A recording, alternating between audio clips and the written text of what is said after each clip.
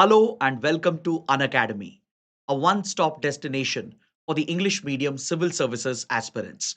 A very good morning and welcome to the most comprehensive Hindu analysis on YouTube. So let's start our discussion by first looking at the topics that we are going to discuss. From the Delhi edition of the Hindu, I have chosen 10 important articles. There are 5 topics which are important both for prelims and mains, and 5 small topics which are specifically important for the prelims exam. So let's cover these articles in complete detail, and we will go beyond the articles in the newspaper to cover the complete background. So, with this comprehensive approach, you don't have to go back and read the newspaper again. But before we start, I have an important announcement. Unacademy is providing a flat 55% off on all the IAS subscriptions. Now you can avail our courses at just 17,999 along with CSE Assure guarantee. Under CSE Assure, let's say for some reason you're not able to clear the exam, then your next attempt is entirely on us, provided if you meet some conditions. Those interested to avail this special offer, please check out the details provided in the link, which is added in the description box below. And on the subscription page, you might see a different price, but to avail the discount, you need to enter the code IAS English. So please note the offer ends on 18th of Feb. For those interested, please click on the link provided in the description box below. And if you want the PDF of the session, we again have a link provided in the description where you can download all the PPTs and PDFs of our YouTube sessions. So let's get started and look at the first topic. On page number 6, The Hindu carries an editorial that focuses on the topic of freebies and populist schemes. How ruling parties in power at the state level and even at the center, they often misuse freebies or roll out such populist schemes right before elections in order to try and manipulate the voters. So, this essentially not only hinders the process of elections, it creates a unequal playing field for those in power compared to those in the opposition. It represents a serious violation of the model code of conduct, which the Election Commission of India uses as a powerful tool in the country. And also, the expenditure incurred on populist schemes and freebies ends up becoming a big drain on the financial resources of the state. Such wasteful schemes are often seen as financial irresponsibility, fiscal irresponsibility on the part of the government. And the frequent utilization of such tools by parties in power is something which causes a lot of concern. So, that is the topic being explored in this topic over here. So, the topic of freebies and populist schemes, it's in news because recently in Tamil Nadu, the DMK government, which is in power, it has rolled out a initiative. In fact, it had a cash benefit scheme called KMUT, which was started in 2023. To be fair to the Stalin government, it's not a new scheme that they have started. It's a scheme which already existed since 2023. But what they have done, as Tamil Nadu is heading towards polls in another few months, right before the model code of conduct comes into effect, right before election commission announces the schedule and brings the MCC into effect, the DMK government has basically provided advance payments for 3 months from February to April, and it has also added a 2-month summer bonus. So in total, 5-month worth of cash benefits are being directly transferred to the women beneficiaries under the KMUT scheme. Under KMUT, up to around 1.31 crore women in Tamil Nadu, they are eligible for direct cash benefit. It is to empower women who are the key components in a household and recognize their contribution, and also to promote women empowerment and financial independence of women within the household. Majority of the beneficiaries are from SC, ST, and OBC community. So it is designed to benefit the weaker, vulnerable classes.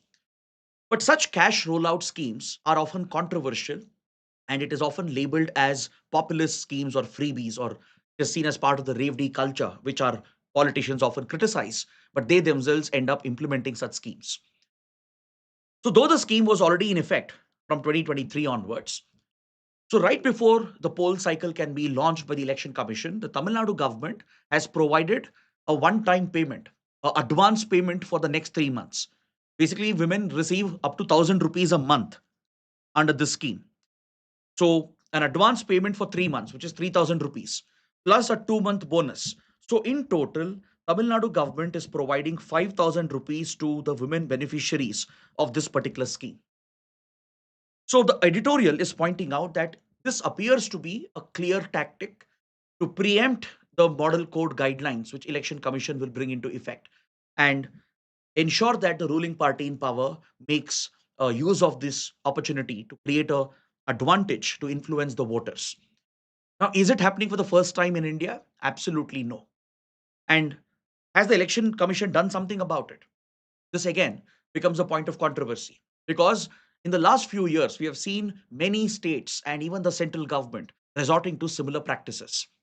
If you look at the last year's election in Bihar, the 2025 elections, something similar was done, and the election commission didn't even act against those who were in power.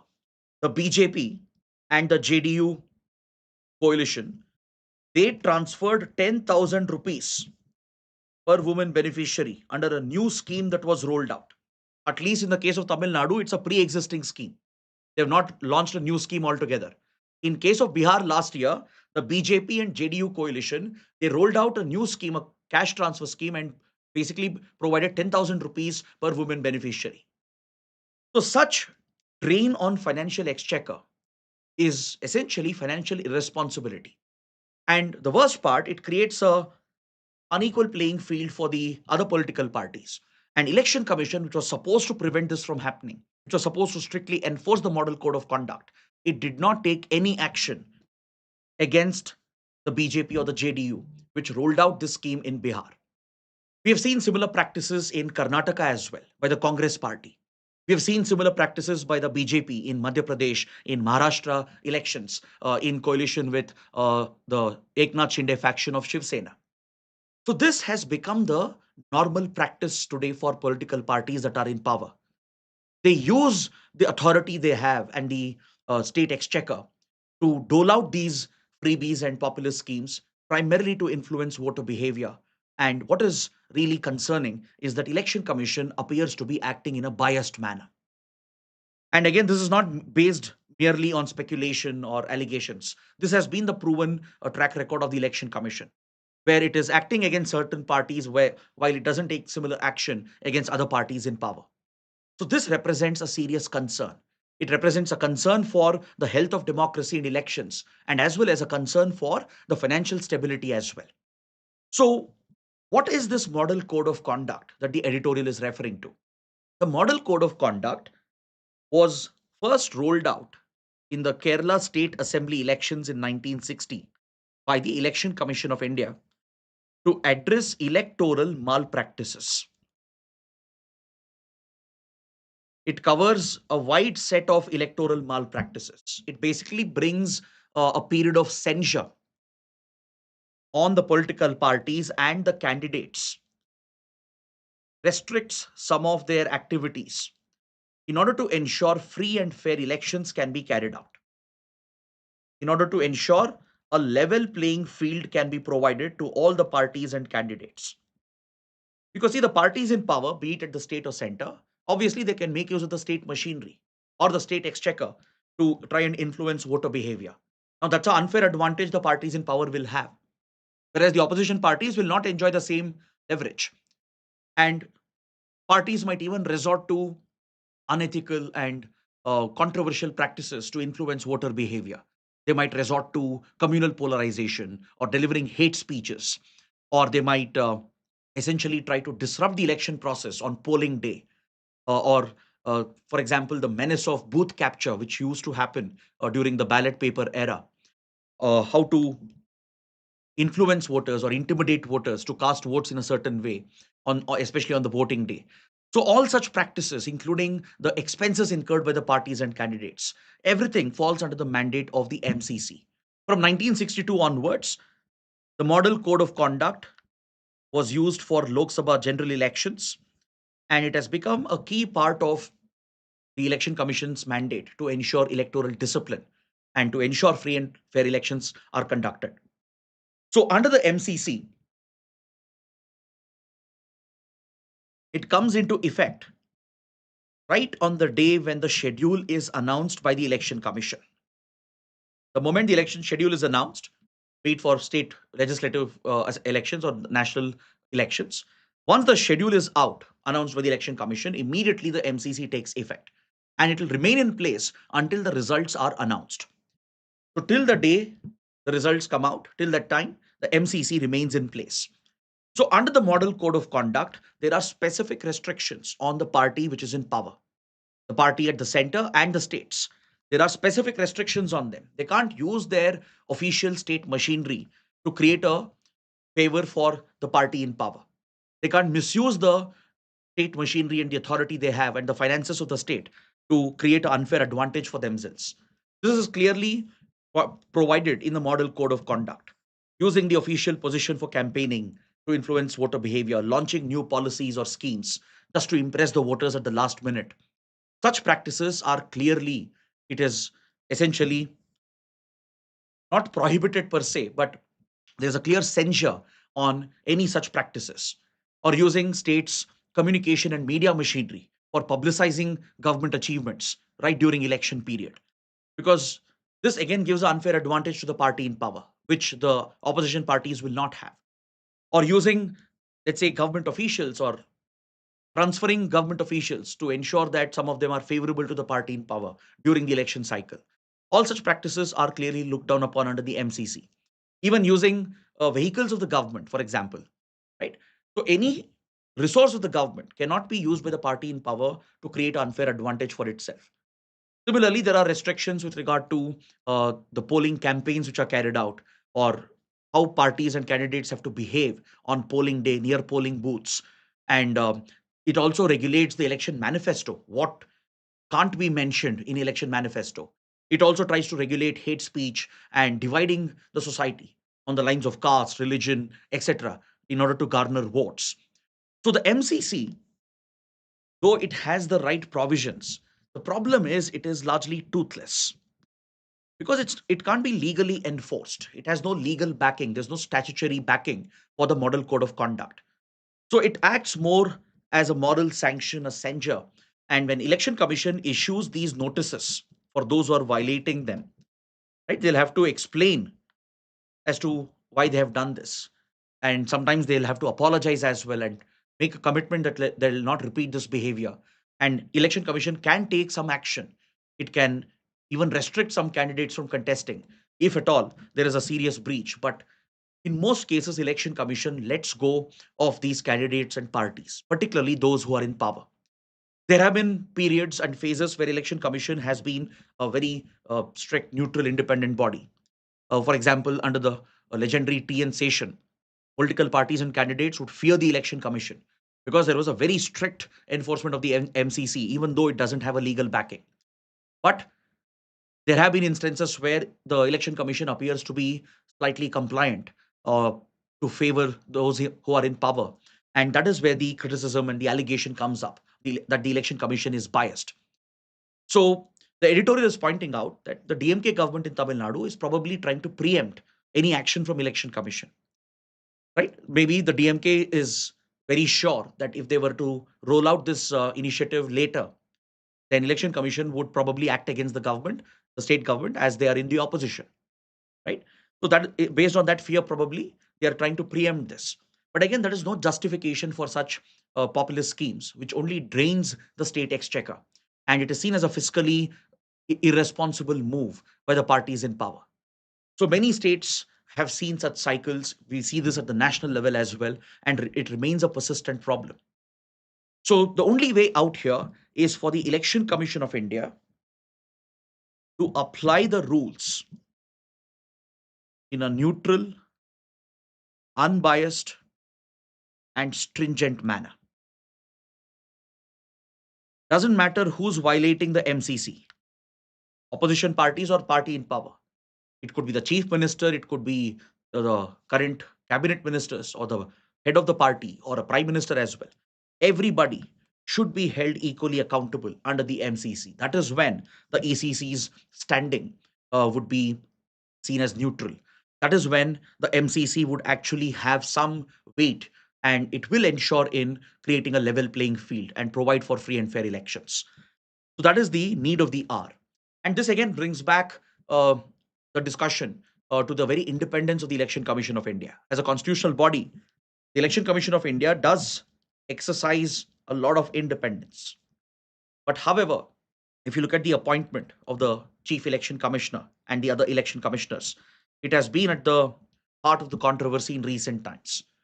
The Supreme Court had passed a landmark ruling introducing a new appointment process where the leader of the opposition would also play a role. Chief Justice of India would play a role in selecting the election commissioner. But the government has essentially reversed and overridden this judgment by bringing out a law which again places the authority to appoint the CEC and the ECs in the hands of the executive. And this generated a lot of controversy as well. So, unless and until the Election Commission is made truly independent and completely liberated from any sort of executive influence or control, this problem will continue to persist. So please take up this mains practice question based on what we have discussed. But please be careful. For the sake of discussion, we may have to take names of parties or refer to some specific examples or instances, right? But that is only for the sake of your understanding. But when you're writing answers, please ensure you stay neutral, unlike the Election Commission, right? So don't take names of political parties or you don't have to give specific examples. For such a question, you can just talk about the culture of freebies and populist schemes which have been prevalent in India. And it's nothing new, it has remained from a long time. And you can talk about the consequences of it, how it can be used to manipulate voter behavior at the last minute, and how it drains the fiscal health of a state. And how it is an imprudent policy. It doesn't help in building long term assets, right? It doesn't create any lasting infrastructure. These are usually wasteful expenditures which doesn't have the desired socio-economic impact. It has nothing to do with welfare. These schemes are primarily designed to influence voters at the last minute just to garner their votes. So focus just on the technicalities, focus on the impact on elections and how it can essentially erode the principle of free and fair elections. But of course, you can talk about the independence of Election Commission of India. Maybe give a background to the Model Code of Conduct, how it has been enforced sometimes, but we often see the MCC being applied in a very controversial manner by the Election Commission. You can refer to the unequal implementation of MCC rules, and you can basically highlight the need for greater independence for the Election Commission. So, without bringing any political angle to the answer, you can ensure that it's neutral, focusing just on the technicalities. Now, let's move on and look at another interesting article in today's paper. On page 6, we have a column in which the writer is calling upon the government to initiate a big governance and administrative reform by establishing the Indian Scientific Service, like how we have Indian Administrative Service, Indian Police Service. On similar lines, the writer is making a very strong uh, demand for establishing a dedicated scientific cadre for scientific and researching community in India so that they can play a big role in streamlining governance. See, the writer actually has a very valid point in this regard. When you look at post independent India, the civil services, which are the backbone of Indian bureaucracy, Indian executive, right? Even the first Home Minister Sardar Patel recognized the critical role of the civil services. The civil services, primarily the IAS and the other All India services, and even some of the central services, they essentially comprise of generalists. Though there are few specialist categories, most of the cadres that exist, particularly the IAS and the others, right? They are generalists in nature, meaning they don't specialize in any specific domain or in any area of matter or expertise, but they do bring a general knowledge and wherewithal for handling complex administrative issues. So these generalists, including the IAS and other such services, they are primarily recruited through the UPSC Civil Services examination, right? There is a uniform process which has been set up. There is specific set of cadre rules. that governs the behavior and the conduct of the civil services. We even have the code of conduct for all India civil services. There is a degree of protection which is provided to these generalist cadres. They enjoy a certain career progression path which motivates the civil servants to perform to the best of their abilities.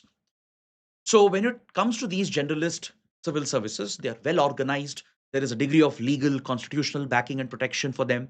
There is a clear career progression path which is outlined. There is a code of conduct which defines their overall responsibilities, roles, and their eventual behavior in public life. But the point the writer is making is that in today's governance, science and technology has become indispensable. You take any area of governance, for example, let's say we look at disaster management, or let's say we look at taxation, or let's say we look at defense,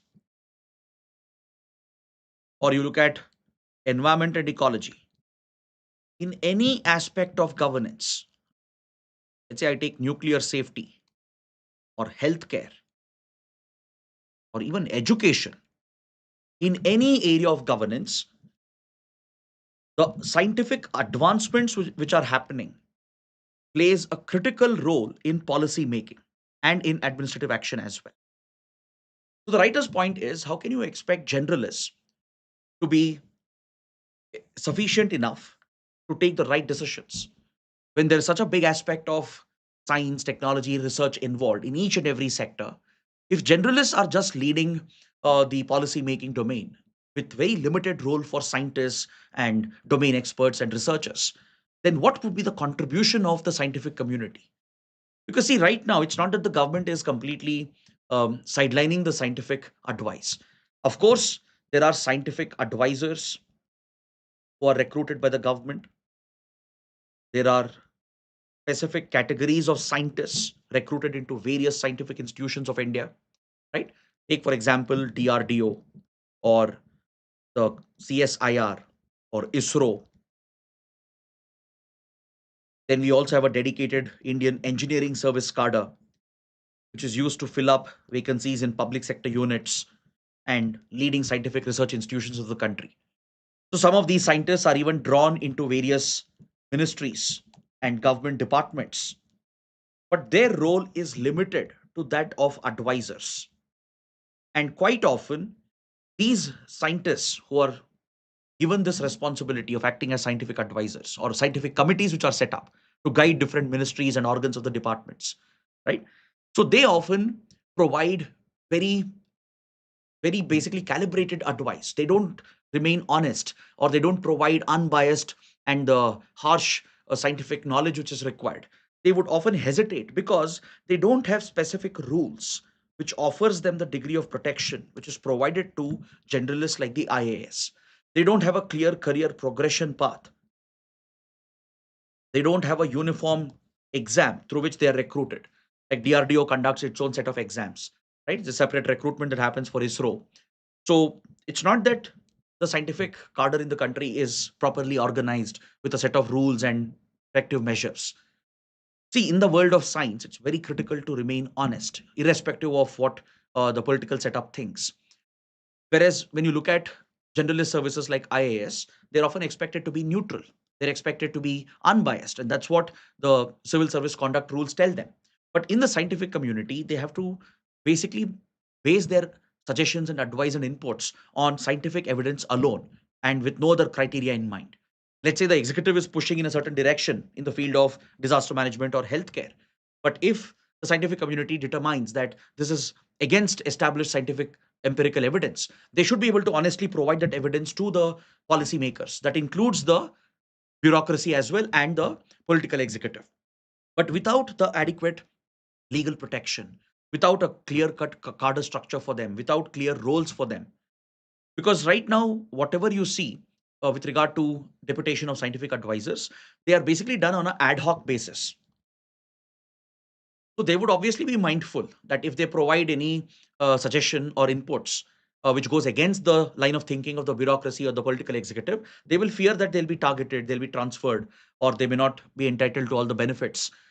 So there is that element of fear which pushes the scientific community to be playing it safe and providing very vague recommendations and advices which may not be really aligned with the scientific temper and the scientific integrity that's often expected out of the scientific community.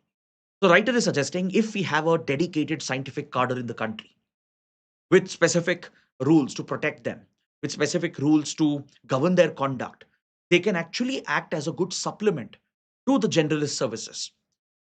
The writer is not calling for replacement of the generalist services. That will never work. The writer is saying, in coordination with generalists like the IAS, maybe in every ministry, in every department, in every branch of the government, wherever scientific inputs and advice is necessary, there can be a dedicated Indian scientific service which will supplement the generalist services and provides the right scientific inputs. In today's world, driven by rapid advances in technology, this could be very, very critical. Given the scope of development of critical emerging technologies, you would need domain experts in different scientific fields to be able to guide generalists and the political executive to take the right decisions. And for that, the writer says it's high time that India considers creating a dedicated cadre for scientists in the country, recruit them through one uniform exam, and then provide them the right training and allow them to specialize in different domains, post them in different ministries and departments and organs of the government, and ensure that they act as a supplement in the decision making structure. Because many advanced countries, developed nations, they have this structure within their bureaucracy. If you look at countries like Germany, even Japan, even in the United States, these countries, they do have a dedicated scientific cadre and they enjoy a high degree of independence.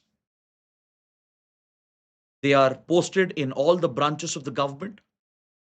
There are dedicated institutions as well, and they provide unbiased scientific inputs without any fear of being targeted or without any pressure being exerted on them by the political executive or by the generalists in the bureaucracy. So countries like Germany, even UK, France, even they have similar setups. They have dedicated scientific cadres and they enjoy similar status with that of generalist services. And this has helped in better decision making. It helps in basically inculcating the right scientific inputs and then take a well thought out decision in any sector. It could be water management, it could be agriculture, as I said, it could be health or disaster management. In each and every branch of governance, having such scientific officers aiding and assisting the bureaucracy, the generalists, and the political executive could add significant support for scientific or science driven decision making in governance. So, this I think is a very valuable suggestion as part of reforms, administrative reforms.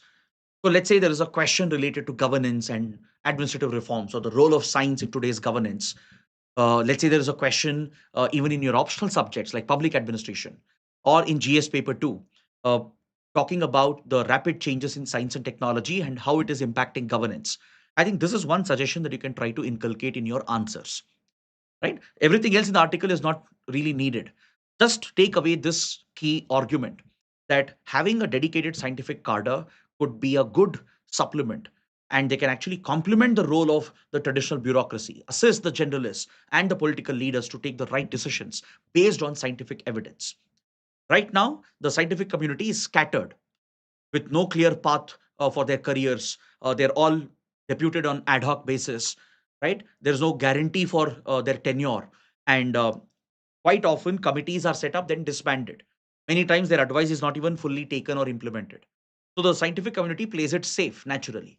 But if it is streamlined, established as a formal service like any other civil services, and given proper career protection and path of progression, and if they are inducted into every branch of the government, then this could lead to a big transformation in scientific governance or science driven or evidence based governance in the country. So let me know what you think about this. It might benefit some of you, it might increase the vacancies as well. So let me know what is your suggestion on this topic. So this is your mains practice question. A dedicated scientific cadre is needed to strengthen governance as science, technology, and environmental challenges become central. Examine the statement. So in a question like this, maybe you can add specific examples. Like let's say in mangrove conservation, when it comes to conserving mangroves, don't you think there is a need for inclusion of environmental experts, those who have studied coastal marine ecosystems? But right now, if you look at conservation programs, which are run by the Ministry of Environment and Ecology, right? Primarily, such programs are run just by IAS and Indian Forest Service officers. There is a need for inclusion of specialists, which is sometimes missing. Though scientific community is consulted, they just have a outside role, a ad hoc consultative role. They're not a core part of the decision making itself. So you can try to cite some examples like this. Maybe in healthcare sector, disaster management, right? You can provide how a scientist who can assist the generalist in making the right decisions, assist the political executive in taking the right policy call, how it can transform governance in the country. I think that would bring out the true nature of this argument. Now, moving on page 6, there's a column that focuses on the rapid transformation which is happening in India's relations with the United Arab Emirates. See, in today's world, if there is one country which is probably the most important partner for India, especially in the economic domain, it is United Arab Emirates. Over the last 2 decades, especially after 2010, there has been a complete transformation of India UAE relations. See, until early 2000s, India had a very dependent relationship on all West Asian countries, including with UAE. We were primarily dependent on them for oil, for our energy security. India was largely a buyer of oil, and UAE and other Gulf countries would be selling the fossil fuels to India. So it was a very transactional buyer seller sort of a relationship that existed. And India was on the weaker side since these suppliers would have all the leverage and India was heavily dependent on them, right? It was a very unequal and a transactional sort of a relationship, a buyer seller relationship that existed, which was entirely based on the fossil fuel trade between India and UAE. But today, you see a strategic transformation that is taking place in this relationship, especially after 2017, after the Crown Prince was invited as the chief guest for the Republic Day parade. The relationship was elevated to the comprehensive strategic partnership level. In fact, these close relations started post 2010 under the then Manmohan Singh government, which has now been really taken forward and scaled up by the Modi government. So, India's ties with UAE has scaled unimaginable levels in each and every domain, from defense to security to economic ties, and even in the aspect of cultural people to people relations. Our relations have really matured, and today it is one of the strongest partnership that India has compared to any other country in the world.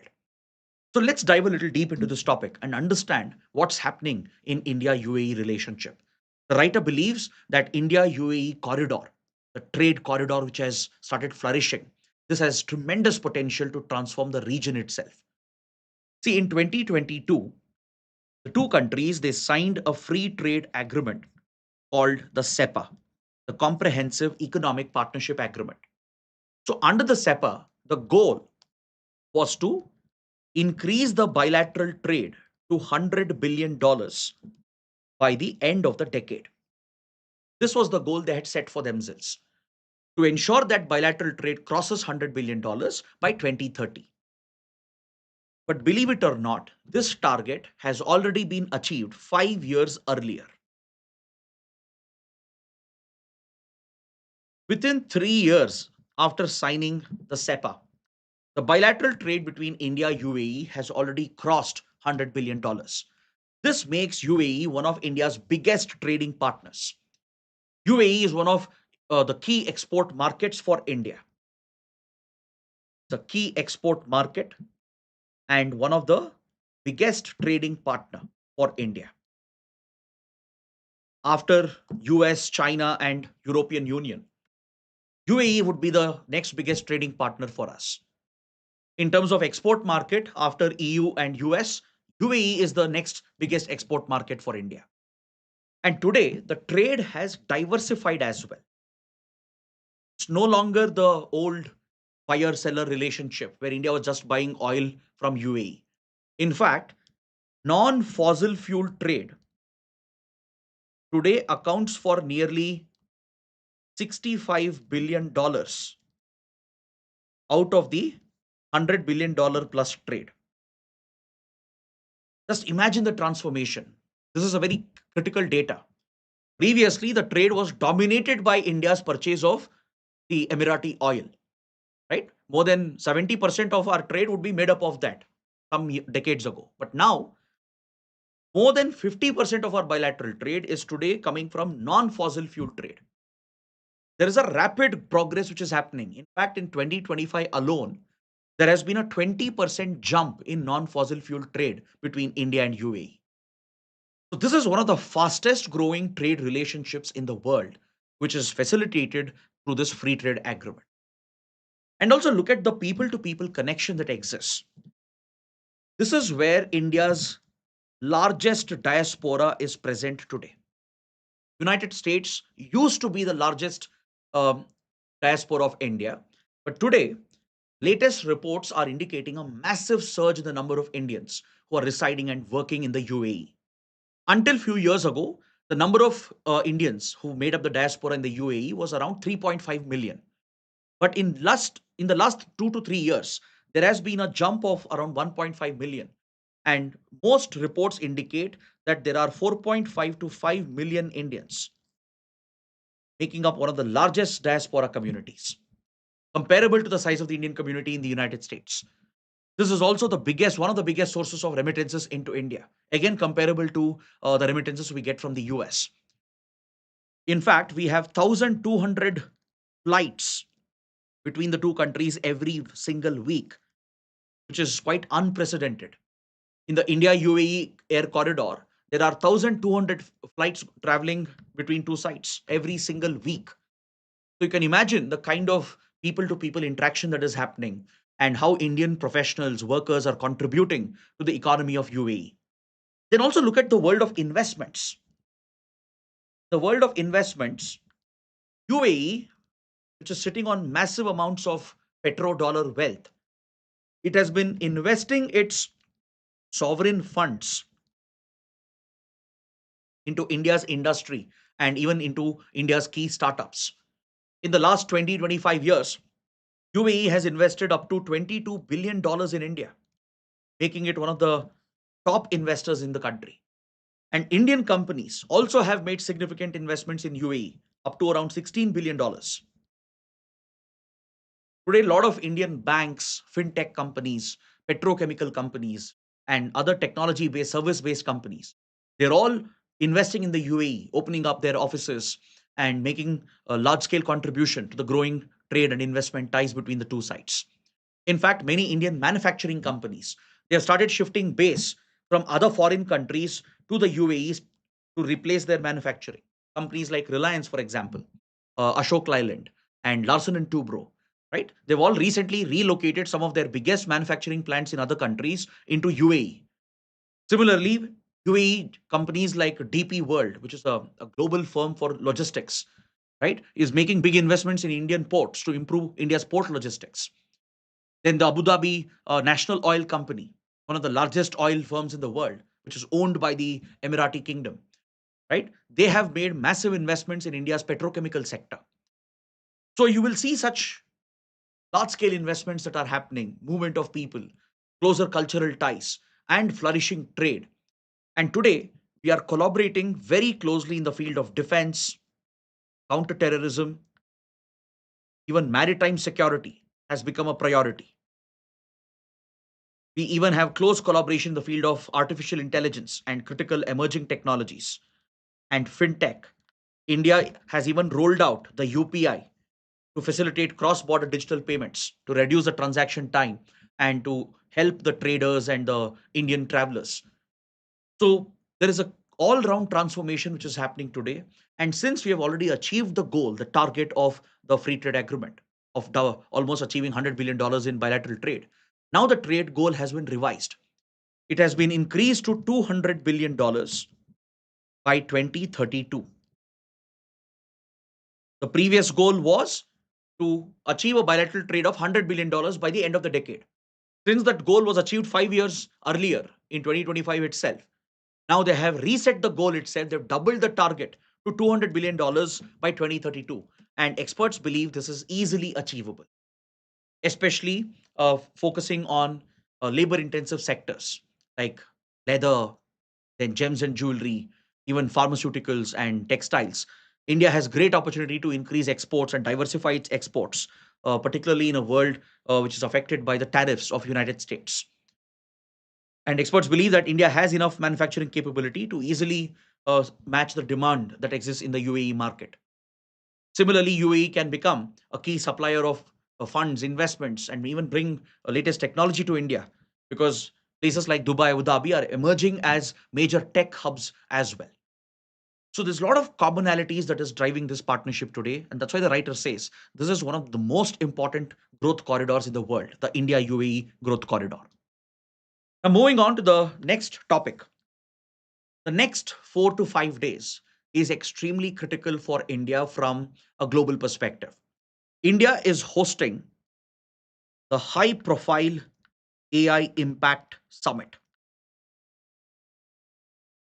It is being inaugurated today as we speak by Prime Minister Modi. And this gives India a great opportunity to provide leadership to the world of AI governance, to shape the global governance framework that is coming up for regulating AI technologies and for leveraging AI for better governance and better human development. See, when it comes to artificial intelligence, there are, of course, a lot of pros and cons. There's a lot of fear that AI can replace manual work and even certain sophisticated work that we do. And it could result in massive job losses and unemployment, which is a very genuine and real fear. There are other fears of AI being misused, which could create economic problems. It could affect the very social structure and balance itself. It could affect humanity as we know. It could even lead to new age security problems, something which we can't even perceive or think of. It could result in large scale misuse of AI, which could only favor the rich and the powerful, resulting in the exclusion of the weaker sections. It could further the divide between developed countries and the global south. It could lead to a new form of digital colonialism. So, there are a lot of fears and risks associated with artificial intelligence. Similarly, there are tremendous opportunities and advantages by leveraging AI. It all depends on how it is deployed, how it is governed and regulated, right? Any technological leap will have the same concern, right? Any technological breakthrough which is disruptive in nature, it can always be used for the good, and in the wrong hands it can be misused as well, which could completely have a counter effect. So the same concerns exist with AI as well. And the AI summit, which was started in 2023, is the global platform to work out a governance framework to ensure equity, inclusion, and develop fair AI, which can help in the welfare of humanity, the better development of humanity, while managing the risks that are associated with it. So, first, let's talk about the history of AI Summit. The first ever AI Summit was the AI Safety Summit, which was held in 2023, hosted by United Kingdom. It was hosted at the famous Bletchley Park. And why is Bletchley Park so famous? Because Bletchley Park, this is the birthplace of modern computing during the World War period, Second World War. This is where the famous Alan Turing and his entire team managed to break the encryption of the Enigma code of Nazis was broken by mathematicians. And they essentially pioneered the world of computing right here at Bletchley Park. So it was only appropriate for UK to host the first ever AI Safety Summit. And as the name itself tells you, the main focus here was on managing the risks of AI and ensuring the development of safe AI, addressing the fears that had come up across the world with regard to misuse of AI, harmful AI. So that's why it was called the AI Safety Summit, and it led to the historic Bletchley Declaration. So, under the Bletchley Declaration, The main focus was to prevent the harmful usage of AI, prevent the harmful applications, ensure that AI is used for the good of humanity. This was the primary goal, to place restrictions on the tech companies, prevent them from developing and rolling out AI which can have harmful effects on humanity. So the AI Safety Summit was the inaugural AI summit hosted by UK. The second summit was in Seoul in South Korea in 2024. But this was not a real full-fledged summit. It was almost like a mini summit and it didn't lead to any major outcome. But the third summit was hosted by France last year in Paris, the Paris AI Action Summit of 2025, on which UPSC has already asked a prelims question last year. So, the AI Action Summit, hosted by France, where India was a co host, led to key outcomes on the topics of inclusion, on the topics of equity, on the topic of AI autonomous weapons. So, a lot of declarations have been brought out at the Paris AI Action Summit that deals with better regulation of AI to ensure it is more inclusive based on principles of equity, doesn't leave behind a large part of humanity, to address the divide, the digital divide, and also to ensure the rise of autonomous weapon systems. Many countries have not signed the AI treaty on autonomous weapons. Even India has not signed it. Even US and many big powers, they've stayed away from signing this protocol, which was brought out at Paris AI Action Summit. But still, the outcomes of these AI summits, they are basically laying the groundwork, the foundation for the world of AI, and it basically will determine the future of AI governance. So now India has this tremendous opportunity by hosting the AI Impact Summit. You can notice that India is the first developing country to be hosting this summit. India is the first country from the global south to be hosting the AI summit. Because first was United Kingdom, then was South Korea, and then came France, all in the developed category, industrialized category. So this is the first time a global south country like India is getting to host the AI Impact Summit in New Delhi at Bharat Mandapam, where the G20 summit was also held. And starting from today, several top leaders from across countries, from several top tech CEOs and innovators, and several top tech companies, AI companies, are expected to come showcase their products, and this will essentially lay the future path for AI regulation and governance. So, French President Emmanuel Macron is going to arrive. Brazilian leader Lula da Silva and the Crown Prince of UAE, around 20 top world leaders, many European leaders, the leaders of Switzerland, Netherlands, Norway. All these top leaders are expected to be in India over the next 4 to 5 days, and it highlights the global diplomatic role, the leadership role that India gets to play to shape the future of AI governance. The top tech CEOs will be here as well, from Sundar Pichai to Sam Altman to Anthropic CEO, then even Bill Gates, despite all the controversy regarding Epstein files. And many other top tech CEOs would also be in New Delhi to attend in the AI Impact Summit. So they'll be delivering keynote addresses. It'll be a very engaging conversation which will take place. There'll be a lot of conferences, conclaves that will be held on the sidelines, and the showcasing of the new advances in technology. So eventually, the final declarations which will be brought out is something we have to wait and watch for. Right? Of course, we'll continue to focus on the topic in the coming days. Maybe we'll have one separate video on this where we will completely discuss and analyze the key outcomes of the AI Impact Summit. So India's focus right now is to prioritize human centric AI. This is sort of the theme that India has chosen. As the host, India is going to set the agenda. And India wants the discussions to be centered on human centric AI, how AI can address the present challenges, how it can provide for better access to education, healthcare, improve socio-economic welfare, benefit the poor and the vulnerable, how it can address the divide between the developed countries and the developing underdeveloped countries. So India's focus would be to raise the issues of the global south. Because when it comes to artificial intelligence, the key technologies, they are completely controlled by developed nations. Very few powers have full control over the supply chains.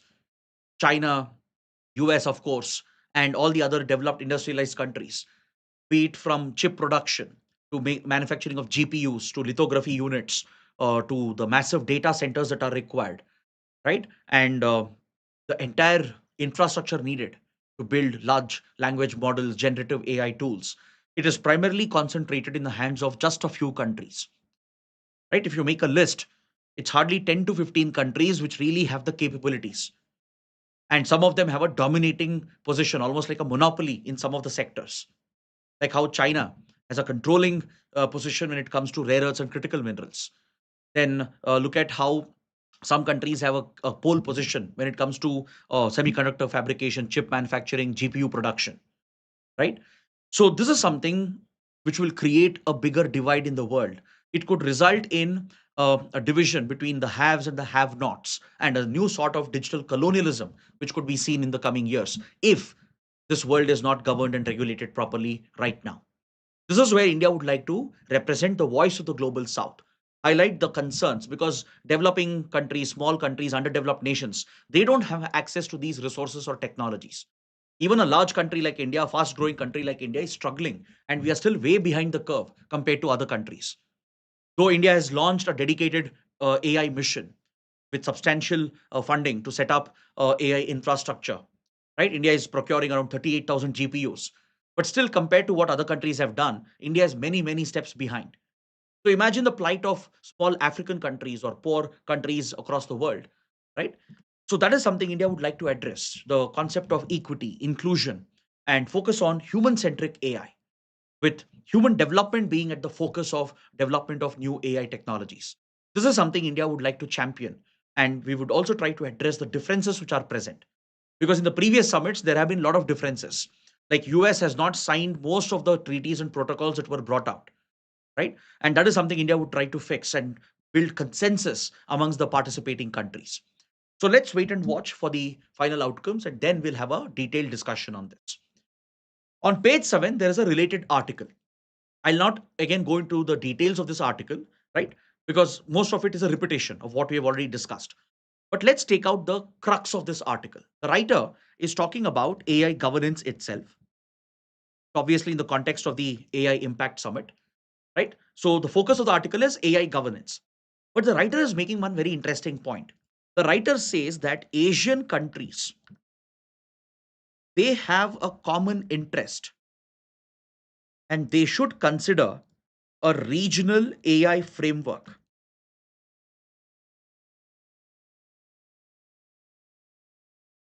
This is what the writer is suggesting. So let's see the basis of this argument. Why is the writer suggesting that Asian countries should come together for a regional AI governance framework? Now, when you look at Asian countries, as I said, there are few countries which are leaders in this domain. Countries like China, Japan, South Korea. India maybe comes next in the Asia region. Whereas most of the other Asian countries are completely left behind. But today, almost every country has a big ambition, right? I can even include Singapore, Malaysia under the same category, because they also have key leverages. Like Singapore is a major hub for semiconductor manufacturing. Malaysia also is a tech hub, right? Maybe Vietnam also falls under the same category as India. But rest of them, let's say a country like Nepal, Bhutan, though they have their own ambitious plans, like Nepal wants to emerge as a data center hub. Bhutan wants to emerge as a tech hub, as an innovation hub. But still, they have many, many miles to catch up. So there is a big divide that exists within Asia. You already have a set of haves and a set of have nots. So the writer is suggesting that today, for greater adoption of AI across the world, the main barrier is the lack of trust. At an individual level, we all have a certain fear of AI, right? I'm sure all of you. have the same concern. Though we appreciate the marvel that AI can pull off, we do have our own concerns. It could be about its harmful misuse. It could be about how it could replace jobs, change the very nature, the very fabric of society, the very fabric of human interaction. That is something which remains a genuine concern. But apart from that, there is a concern within governments at the national level, because there is an element of sovereignty involved here. There is an element of geopolitics that gets involved over here. So there is a fear amongst several countries that those who already have the advantage, they might leverage this for strategic advantage. They might use it as a leverage to make geopolitical gains, to basically make others as subordinate to them. So small countries which may not have such technologies, they would be having that fear mindset. Even a country like India, which though it has been making progress, still we are still miles behind compared to China or US and others. We do have similar concerns on geopolitical lines and strategic lines, that these countries tomorrow could dominate over us. They could use this as a new tool of dominance by creating a leverage for themselves. So that's why the writer is saying that it's important to address this trust deficit. It's important to create a trust based framework for Asian countries where they can come together, cooperate with each other, help each other, right? Maybe small countries can open up their market, or they can contribute their human resource, right? Or they can help in building applications and the services based on the foundations that the other powers are building. So, for such collaboration and adoption of AI to happen without creating divisions, without creating more problems, you need to create the trust factor between states, between governments. And that's why the writer says that Asian countries, they should consider a regional AI framework where they can pool their resources together as well if required, assist each other, work with each other, and create complementing resources, right? If China, let's say, builds the LLMs and holds a dominant position in chip manufacturing, maybe India could be the developer of the applications. Maybe Nepal could host all the data centers, right? So some sort of a collaboration of this kind is what the writer is suggesting. I know nothing is concrete here, but it is something which gives you an idea regarding how AI could end up dividing the world. But there could be a platform where, if the trust deficit is addressed, it could also build cooperation and collaboration as well. Because see, UNESCO already has a set of ethical guidelines for AI. It has brought out a set of recommendations called the ethics of AI. Maybe we can use this as a template. We also have a set of ISO standards which are in place for AI technologies.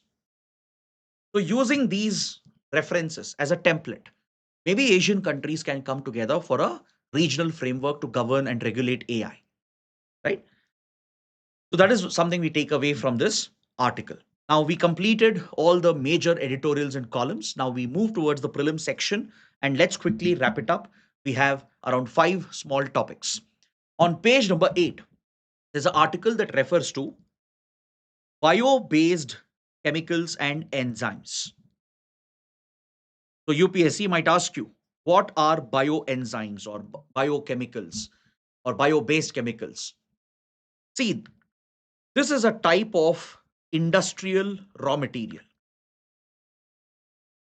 A simple way of labeling it, it's a type of intermediary which is used in various industrial processes and in manufacturing. It's used in plastic industry. It's used in cosmetics, pharmaceuticals. It's used in fabrication of various goods, right? You find the usage in paint industry as well, in wood and pulp and paper industry. So there are multiple sectors where bio-based chemicals and enzymes are applied. Now, what are these bio-based chemicals or enzymes? How do you classify them? So these are essentially industrial chemicals, but they are produced using a biological process and a biological feedstock. That is the raw ingredient, right, which is used to produce these chemicals and enzymes. They are of biological origin, it's of organic origin. So, take for example something such as lactic acid or acetic acid, bioalcohols, surfactants, which you find even in your cough syrups, for example, solvents, various industrial solvents that are used across different industries. Today, you have these intermediaries produced through chemical sources, primarily through petrochemical sources. This is the primary origin for existing industrial chemicals and solvents and some of the enzymes. But as you know, petrochemical industry is polluting, contributes to emissions, right? And for countries like India, it creates a dependency because we don't have enough fossil fuel resources. You end up depending on imports. Though we have a lot of refining capacity, we produce all these petrochemicals on our own, but the raw material is required. The crude oil is still required for India. So it creates an import dependency. Or you may not have the capabilities as well for certain specific industrial chemicals, and you end up importing them in large quantities. So that creates an import dependency. So bio-based chemicals and enzymes, they help us to achieve self-reliance and also create a new path for farmers to earn more income. Why? Because in these industrial chemicals, the raw material which is used is it's basically of biological origin. It's a bio feedstock, like for example, sugarcane or corn, starch, and biomass, the residue of agriculture, agricultural residue. So such bio feedstock can be used through the process of fermentation and enzymatic action to produce various industrial chemicals. So such category of chemicals that are produced using a biological feedstock through process of fermentation and enzymatic action is called a bio-based chemical. Clear? Now take for example acetic acid. India has a huge demand for it. It's used across different industries and we import nearly $500 million worth of acetic acid. So there's no need for that. India can actually produce it on its own, right? So this will create a alternative for farmers as well. So sugarcane, which is not, let's say, suitable for sugar production, can be diverted. Some of the biomass and the organic agricultural residue, rotting crops, for example, could be easily diverted towards this without affecting food security. And this could create an alternate source of income, increase farmers' earning capabilities, give them better livelihood, reduce our import dependency for critical industrial chemicals. Because even here, there are few strategic chemicals which very few countries are producing, right? So this again has a geopolitical angle behind it.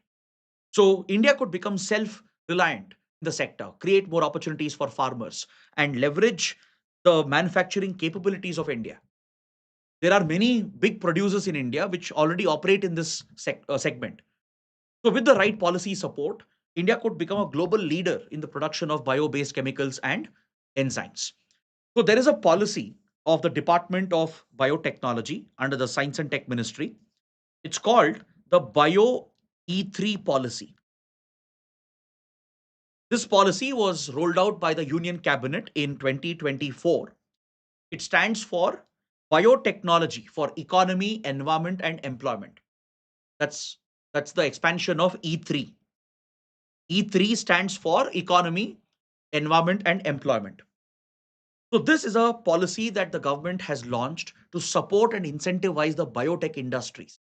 So under the Bio E3 policy, India is already having a lot of grand plans to work with the industry to roll out the required state support, policy support, to encourage the production of bio-based chemicals and enzymes. Now, moving on, let's talk about the energy situation in the country. It's a very insightful article because sometimes there are prelims questions based on trends. So this article here gives you the power trend, the installed power capacity of India. Where do we stand when it comes to different sources for power generation in the country? So according to the report brought out by the Ministry of Power, the Union Ministry of Power, in the ongoing fiscal, we are in the 2025-26 fiscal, and until the month of January, that is from April 2025 to January 2026. During this period, India has added 50,000 megawatts of installed power capacity. This is massive, unprecedented. The previous record was somewhere around 34 to 36,000 megawatts in a given fiscal. India has surpassed its own record And by the way, we still haven't completed the fiscal. We still have 2 more months to go, right? India has already added around 52,537 megawatts of total installed power capacity in 2025. This is a tremendous achievement. This is almost 11% of our total power installed capacity in the country. Is that clear? And out of the total capacity which has been installed in the 2025 fiscal, around 39,000 megawatt is from renewable energy.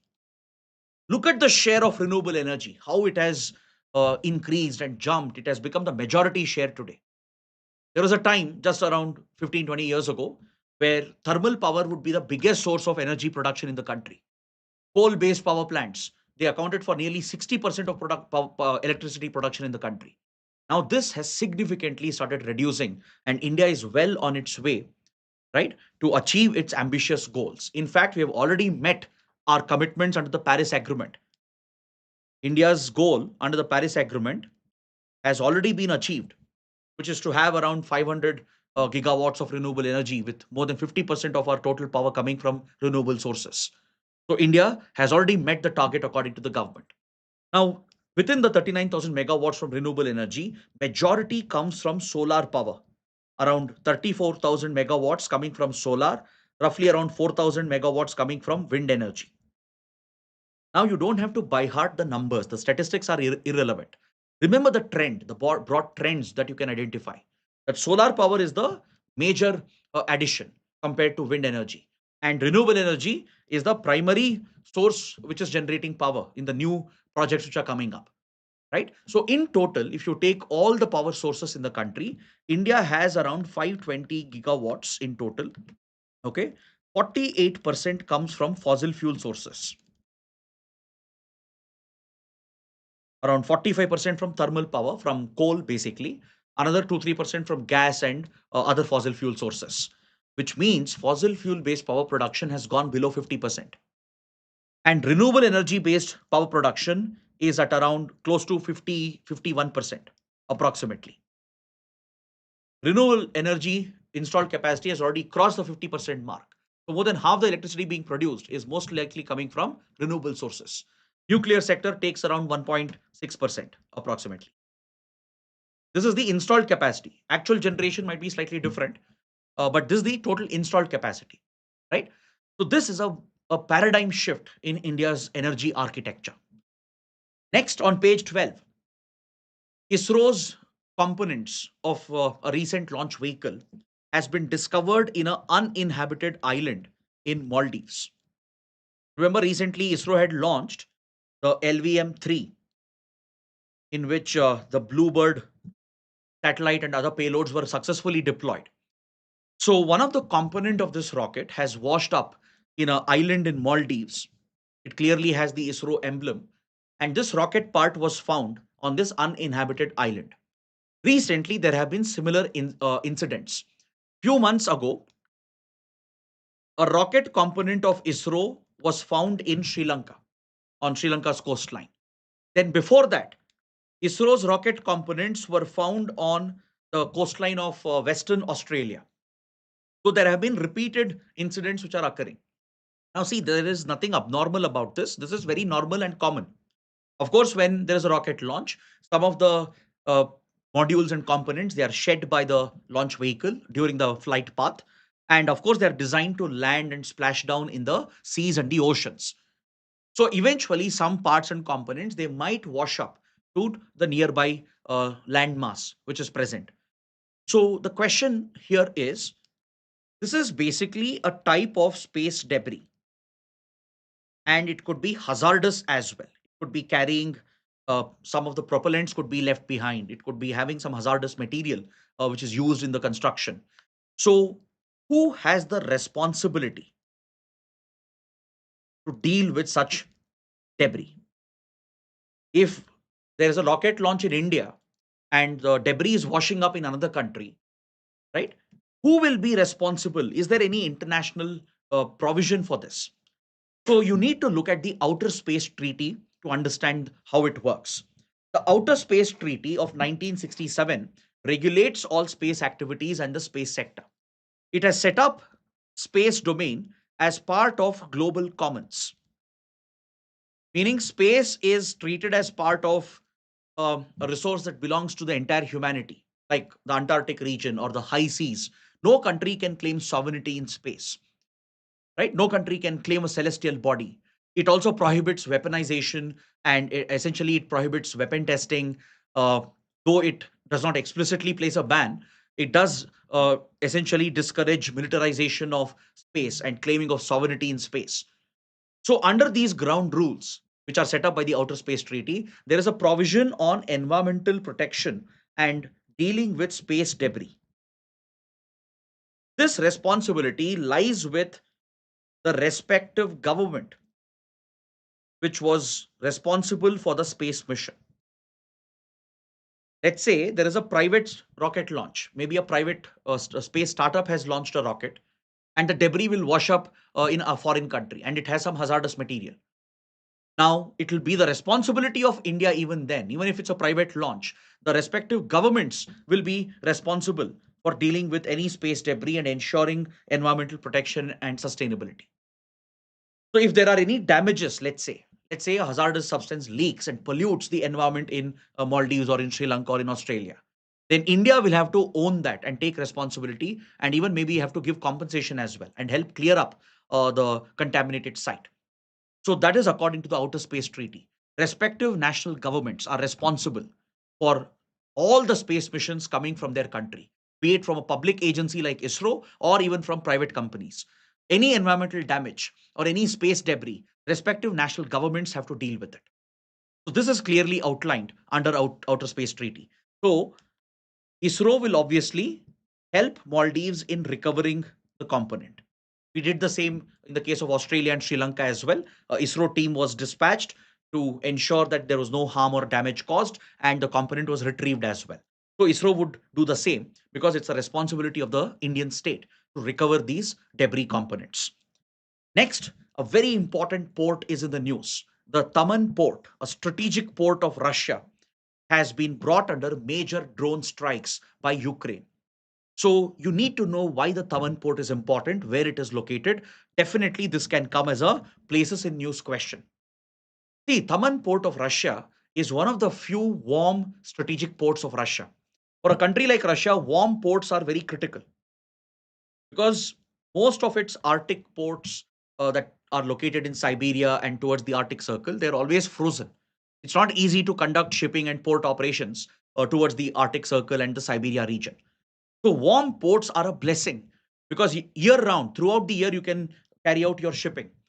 So this strategic port of Russia is very crucial for basically Russia's grain trade and Russia's export of coal and even oil, and as well as other precious Russian commodities. Russia is a key supplier of many important commodities, right? It supplies some key minerals to the global market. It's a major grain producing nation, just like Ukraine, right? And it plays a big role in global food security. It supplies coal and oil, playing a big role in global energy security. So the Taman port is one of the vital locations that Russia relies upon to supply these commodities to the rest of the world. This strategic port is located in the Black Sea. You can see here, this is the Black Sea. This is the Crimean Peninsula, which Russia annexed from Ukraine in 2014, right? So here you have the Sea of Azov, and there is a narrow strait that separates the Sea of Azov and Black Sea. It's the Kerch Strait, where Russia has also built the strategic Kerch Bridge, which was attacked by Ukrainian intelligence and special forces.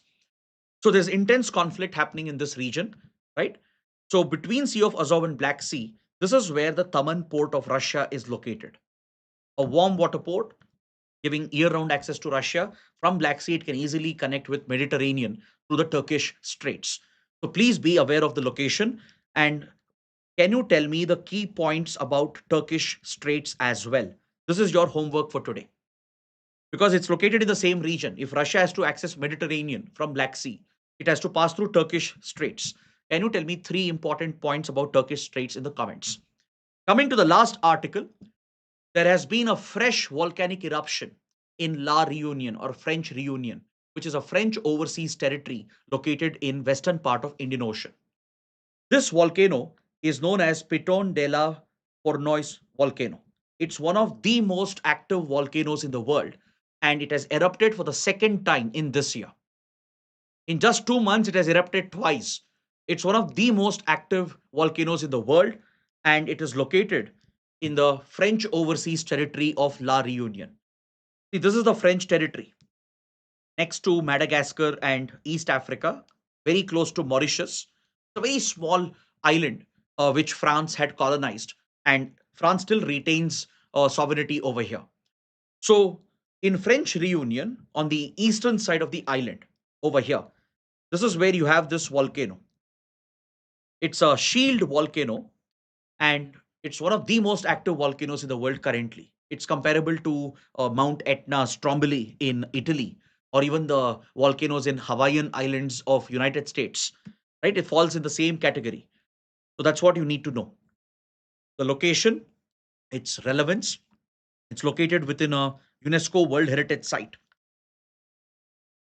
located in the Reunion National Park, right, which is a UNESCO World Heritage Site that is present here in the French territory of Reunion. So, on this note, I bring today's analysis to an end. I hope you guys have understood all the topics. If you like the session, do press the like button, share your comments, and don't forget to subscribe to our channel. That's it. Thanks for watching.